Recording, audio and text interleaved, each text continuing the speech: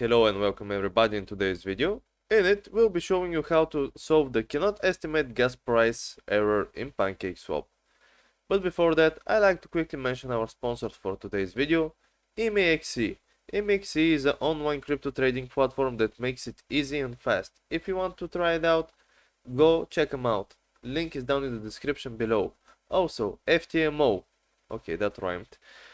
If you want to trade with other people's money and you want to keep up to 90% of the profits for yourself, FTMO is for you. All you have to do is be a professional trader. Or at least prove to them that you have the skills and knowledge of a professional trader, and they will give you up to 200k of other people's money to prove yourself. They cover the losses, guys. So go check them out. Okay, so PancakeSwap. Well, many of us probably encounter this error quite frequently and wondered what was going on. You've tried everything, but nothing works. Well, if you tried everything, something would have worked, but yeah. So usually here are the quick tools, very simple solutions that you can try out.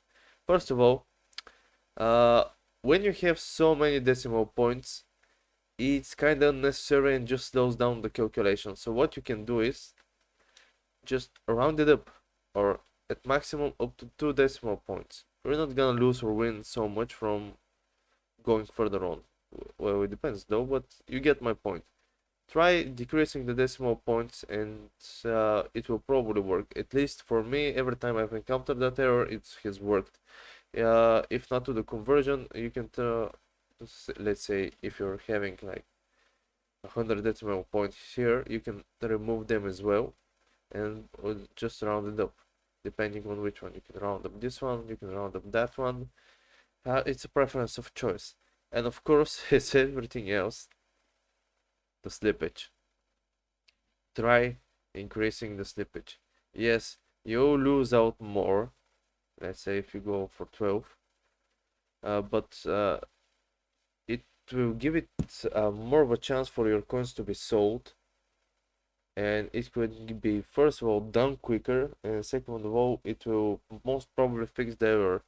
If it doesn't fix it, you can always, of course, just try increasing it with smaller increments, not going balls out 12% like I said in the beginning, but this will most probably fix it. And of course, the worst possible option is that you bought some fake coin, a scam coin. You can go to another exchange where they are offering that coin and see if it's selling there. If it's not, it's most probably a scam coin.